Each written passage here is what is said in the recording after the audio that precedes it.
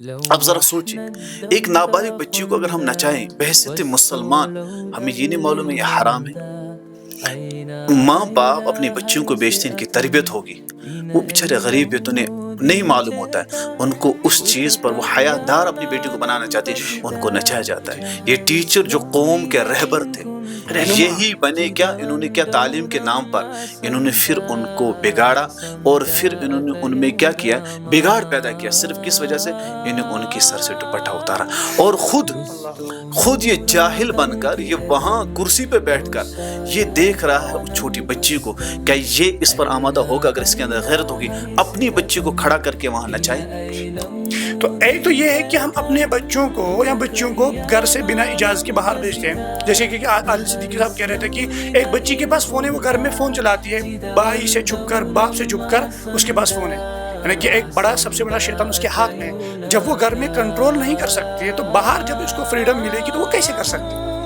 چونکہ ماں باپ اگر اپنی بچوں کی تربیت نہیں کریں گے، جی ماں باپ اپنے بچے کو جیسا بنائیں گے وہ بچہ ویسا ہی بنے گا، جی کیونکہ اصل جو مدرسہ ہے، ابتدا، وہ ہے ماں باپ۔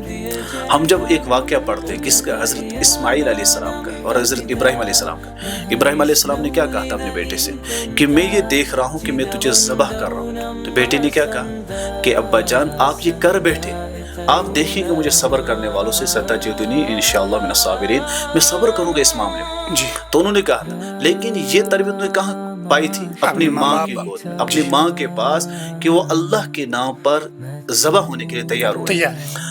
اگر ہم دیکھیں گے قرآن میں اللہ تبارک و تعالیٰ نے فرمایا یا ایھا الذین آمنوا قوا انفسکم واہلیکم نارا، جی پہلے اپنے آپ یعنی ماں باپ خود تربیت یافتہ ہوں، پھر ان کو اپنے بچوں کو، اولاد، اپنے بچوں کی تربیت کرنی ہے، ان کو پرورش نار جہنم کرنی سے ہے، بچانا ہے۔ اپنی بیوی ہے، بیٹی ہے، بیٹا ہے، سب کو دین کی صحیح تربیت دینی ہے۔ آپ دیکھیں حال ہی میں ایک واقعہ آیا، ایک بندہ کہہ رہا میں اپنی کڈنی بیچوں گا، لیکن اس پہ بہترین جواب مفتی مظفر صاحب نے دیا، ہمارے استاد اور آپ کی بھی استاد ہے، شیخ الحدیث و تفسیر حضرت مولانا مفتی مظفر حسین قاسمی صاحب حفظ اللہ، انہوں نے کہا ایسا بندہ اگر کڈنی بیچنے دو، اس کی مدد کرنا بھی حرام۔